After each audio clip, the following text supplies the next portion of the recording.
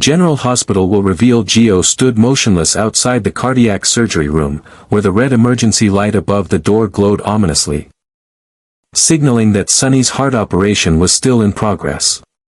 Every sound around him, the PA system calling patients, doctors' hurried footsteps, the beeping of medical equipment, seemed to fade into nothingness, leaving only the thundering rhythm of his own heartbeat echoing in his chest. He couldn't tear his eyes away from the cold steel door in front of him, as if staring long enough might allow him to see through it and witness the man he considered a father fighting for his life inside. But his anxiety for Sonny had evolved into something far more complex than fear of loss. It had become a deep, searing agony born from betrayal, discovery, and truth. He had uncovered a reality so brutal it shattered every belief he held about his past, his family, and especially about the woman he once revered most. From his youth, Gio had looked up to Tracy as a model of power and sophistication. She embodied sharp intellect, unwavering composure, and the ability to command respect with nothing but a cold stare. At every family gathering, he would quietly observe her, absorbing her every calculated move, treating her as a living blueprint of how to navigate the treacherous waters of the Quartermain legacy. More than that, she was the first person in that imposing household to ever reach out to him when he felt like an outsider. But all of that had crumbled into dust the moment he discovered the horrifying truth. Tracy wasn't just plotting to destroy Sonny, she was doing it while he lay helpless on an operating table. And worse still, she was his biological grandmother, a fact neither of them had known until now. Tracy had shown no hesitation in aligning herself with Ezra, a mysterious and ambitious outsider who had been making quiet waves throughout Port Charles. Ezra didn't come with loyalty or heritage. He came armed with ruthless determination and a hunger to dismantle Sonny's empire brick by brick. His agenda was cold and impersonal, but for Tracy, this wasn't just business, it was personal vengeance. She had long blamed Sonny for the collapse of her family's legacy, for the fractures that never healed, and for every shame she believed the Quartermains had to silently endure. Now, with Ezra by her side, she dove headfirst into darkness, weaving a strategy that struck at Sonny's most vulnerable point, his failing heart. It wasn't simply a matter of timing. Tracy knew full well that Sonny was scheduled for a high-risk cardiac procedure. And instead of seeing it as an opportunity for reconciliation or forgiveness, she saw it as the perfect opening to strike. She and Ezra meticulously crafted a plan that exploited every flaw in Sonny's network. They infiltrated the hospital's IT system, manipulated access credentials, and even bribed a former rehab nurse with a grudge against Sonny to fabricate a post-op report filled with damning information. The intention was clear. Frame Sonny in such a way that he'd not only lose public trust but also face renewed legal scrutiny, all while he lay unconscious under a surgeon's blade. Gio never intended to uncover any of this. He had returned to Tracy's office late one night, hoping to retrieve a folder he'd left behind before an important meeting the next day. But as he opened her desk drawer, his eyes fell upon a small digital recorder, still warm, as if it had just been used. Whether through carelessness or overconfidence, Tracy had left behind her most incriminating piece of evidence. Gio played the file. Ezra's voice, low and confident, recited step-by-step instructions, how to forge hospital records, whom to pay off, and what to do once Sonny's condition unexpectedly worsened during recovery. It was a blueprint for assassination through legal and medical manipulation. Gio froze. His pulse accelerated. The room felt like it was closing in around him. Could this really be happening? Could the woman who once told him to always put family first be the same person orchestrating such a calculated, cold-blooded betrayal? The more he thought back, the more the pieces fell into place. Tracy's sudden aloofness, her whispered calls behind closed doors, the strange glances exchanged with Drew in recent weeks. It wasn't paranoia, it was confirmation. Standing now before the door, Gio knew he had reached a point of no return. He could stay silent, pretend ignorance, and cling to what remained of the illusion he called family. Or he could expose the truth and face the consequences of tearing down the only legacy he'd ever known. It would mean betraying the woman who unknowingly shared his blood, but it would also mean protecting the man who had loved him unconditionally, even without a biological bond. In that single, heart-wrenching moment, Gio made his choice. He would no longer be a pawn. He would no longer allow loyalty to blind him to justice. With trembling hands and a mind clouded by heartbreak, he stepped away from the door, not to flee, but to fight. He would bring the truth into the light, no matter the cost. Even if it meant destroying everything he once believed in. In a moment of irreversible decision, Gio crossed a line he never imagined he'd have to face. The room was silent except for the persistent whir of the overhead air conditioning, but inside his chest, chaos reigned. The weight of the recorder in his hand felt immense, as though it contained not just a string of damning evidence, but the remnants of every illusion he had ever clung to. He stared at it for a long moment, this small device that could unravel an empire, destroy reputations, and shatter the remnants of a once proud legacy. Yet even more than that, it represented a crossroads between truth and loyalty, between what was right and what was safe. In the end, Joe's choice wasn't made with calm logic or even cold calculation. It came from the rawest part of himself, the part that still remembered Sonny holding his hand after his brother's funeral. The part that recalled how Sonny had sat with him during nights of panic and grief, guiding him out of the darkness without asking for anything in return. He walked out of Tracy's office with shaking hands, his breath shallow but determined. The drive to Jason's was a blur, his thoughts tangled with fear and guilt. But as he stepped into the Corinthos safe house and locked eyes with Jason, there was no turning back. Without a word, he placed the recorder on the table and took a deep breath. And then he told him everything, every word he'd heard, every plan he'd uncovered, every twisted alliance formed in secrecy. He expected disbelief, maybe even anger. But what he found in Jason was quiet understanding. The man didn't ask why Gio had come forward, he didn't need to. He understood that it had taken more courage than Gio himself realized. From there, the truth unraveled quickly. Jason brought the recording to the Corinthos inner circle, those closest to Sonny, those who had risked their lives to protect the family's honor and bloodline. The reactions varied, shock, fury, horror. But they all knew one thing, Sonny had to be protected, not just from Ezra's machinations but from Tracy's betrayal. Every second counted.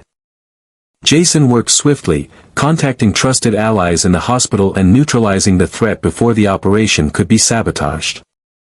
And though Sonny was still unconscious and unaware of the war waged on his behalf, he was, for now, safe. Thanks to Gio. But safety came with a cost. Word spread fast in the shadows of Port Charles. Tracy, who had been working behind the scenes with ruthless precision, quickly discovered the breach. At first, she dismissed it as paranoia. Then, the realization struck, there was only one person who had both the access and the moral wavering to betray her. Gio. Her own blood. The boy she had once taken under her wing with a calculated mixture of affection and manipulation. The child she had never wanted to raise, but had grown to regard as a sharp, useful extension of her power within the family. But now that child had become her greatest liability. Her fury wasn't explosive, it was surgical. Controlled. Deadly. But the revelation that Gio was her biological grandson shook her more than she let on. At first, it seemed impossible. She had known nothing of Brooke Lynn's hidden pregnancy. Nor of the silent decisions made behind closed doors to protect reputations. But blood didn't lie, and neither did the timeline. It all fit. Gio. The boy she had once mentored with quiet condescension, was hers. And yet, the first true act of blood between them was treason. That knowledge cut deeper than she would ever admit. It wasn't just the betrayal, it was the irony that fate had placed within her reach the grandchild she never knew she had, only for him to become the architect of her ruin. And Tracy. in all her brilliance and venom, could not bear it. She responded not with reconciliation or understanding, but with cold retaliation. Joe's privileges were revoked overnight. He was removed from every Quartermain board, every estate discussion, every meeting that once held his name in high regard. His office was emptied without warning. Contracts he had been negotiating were suddenly reassigned. People he once considered allies wouldn't meet his gaze. The message was clear: he was no longer a Quartermain. He was a ghost in his own house. Brooke Lynn, devastated by the turmoil, tried to plead with her mother. But Tracy was unyielding. Her heart, already hardened by years of political maneuvering and betrayal, had no room left for weakness, even in the shape of her own family. She accused Gio of endangering the family legacy, of dragging their name into the mud to protect a gangster. And Brooke Lynn, torn between her son and her mother, found herself suffocating in the center of a storm no one could stop. But the worst pain came not from losing status or titles, it came from knowing that he had become the enemy in the eyes of the one person he had once sought approval from most. Gio had lived his entire life chasing a sense of belonging, believing that being a Quartermain meant power, respect, and finally, peace. But now he knew better. He had inherited not just a name, but a war. And the battlefield was his own family. Still, even in the silence of exile, Gio felt no regret. He stood by his decision. Sonny had been there for him when no one else was. Sonny had offered him a home, a sense of identity, a model of resilience that no corporate mentor could replicate. And no matter what blood bound him to Tracy, it could never override the bond he had forged through choice, with Sonny, with Jason, with the family who had loved him not because of who he was, but in spite of it. Gio was no longer just a lost boy searching for belonging. He was now a man who had chosen honor over heritage. And that choice, though it cost him everything, was the first decision he ever made that truly belonged to him. Tracy's wrath did not erupt in a fiery outburst. There were no slammed doors. No shouted accusations, no dramatic confrontations that might have offered Gio a chance to explain himself or beg for understanding. Instead, her fury was silent, coiled, and razor-sharp. It settled over the Quartermain estate like a creeping frost, suffocating and invasive. She did not raise her voice. She did not need to. With the precision of a master strategist, she began dismantling Joe's world piece by piece, delivering punishment not with chaos, but with control, each move as calculated as it was cruel. The first blow came swiftly and without warning. Joe's name was quietly removed from the family meeting schedule. A simple omission, but one that spoke volumes. When he arrived at the manor for what should have been his weekly strategy session on Quartermain investments, the butler, normally warm and deferential, met him with a blank expression and informed him that his presence was not expected. The doors to the conference room remained closed. From within, he could hear familiar voices, Tracy's, Ned's, even Michael's, but none of them acknowledged his knock. He stood there for a long time, waiting, hoping someone might open the door and tell him it was a mistake. No one did. Then the financial freeze began. Joe's access to Quartermain bank accounts was revoked. The charitable projects he had passionately championed, initiatives to fund inner-city music programs and mental health resources, were suddenly suspended without explanation. Emails he sent to legal advisors went unanswered. Investors he once called friends stopped returning his calls. Even the assistant who used to greet him with a smile now avoided eye contact in the corridors of the Q corporate office. Within days, it was as if Gio had become invisible. Erased from the fabric of the empire he had once believed he was destined to inherit. Jason, ever vigilant and protective, tried to intervene. He called in favors, reached out to family lawyers. Even confronted Tracy in private, demanding she reconsider. But Tracy's poison had already seeped too deep. Her influence was vast, her reach long, and her silence only served to tighten the noose. She never uttered Joe's name in public again, not with anger, not with sadness, not even with acknowledgement. For her, he no longer existed. But what stunned Gio more than the exclusion was the ripple effect his actions had on Brooke Lynn, the woman he had only recently come to accept as his mother. Tracy's vengeance extended to her daughter as well, punishing Brooke Lynn not for betrayal, but for giving life to a child who would dare oppose her. Meetings Brooke Lynn was once invited to were cancelled last minute. Proposals she had drafted were lost in transition. She found herself questioned, undermined, and subtly but unmistakably isolated from the very structure she had once been raised to inherit. When Brooke Lynn confronted Tracy in private, demanding to know why she was being punished, her mother's only response was a cold stare and a single sentence: "Weakness is contagious." Tracy viewed Gio not just as a traitor, but as the living embodiment of every flaw she had spent her life suppressing. In his defiance, she saw the return of softness, of conscience, of vulnerability. He had not just disobeyed her, he had chosen love, loyalty, and decency over legacy. And that, in Tracy's eyes, was the ultimate betrayal. Stripped of his status, his influence, and his identity within the Quartermain fold, Gio found himself with nowhere to turn, except to the one place that had always welcomed him without condition, Sonny's home. Though still fragile from surgery, Sonny greeted Gio not as a liability or a failed heir, but as a son. He didn't ask questions, didn't demand explanations. He simply opened his arms, pulling Gio into an embrace that said more than words ever could. For the first time since the storm began, Gio felt the weight on his chest begin to lift. Life in the Corinthos house was not without tension. Sonny's recovery required constant monitoring, and the threat of retaliation from Ezra's associates still loomed, but Gio embraced his role with fierce dedication.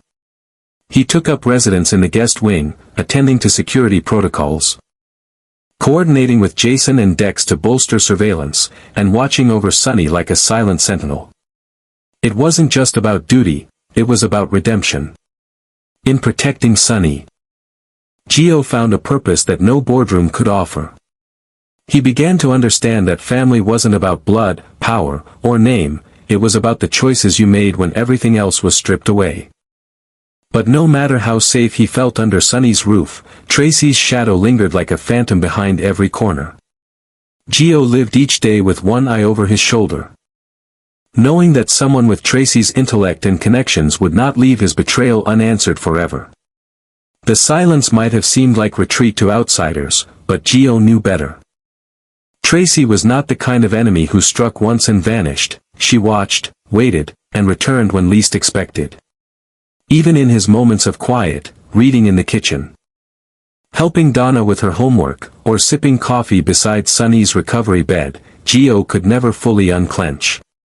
The echo of Tracy's voice still haunted him, not because she had screamed, but because she hadn't. Not because she had broken him, but because she had almost succeeded. Her silence was more terrifying than any curse. Yet amidst the anxiety, there was something else: growth. For the first time, Gio was no longer a boy chasing approval or status. He was a man who had faced down the woman who raised titans and kings, and survived.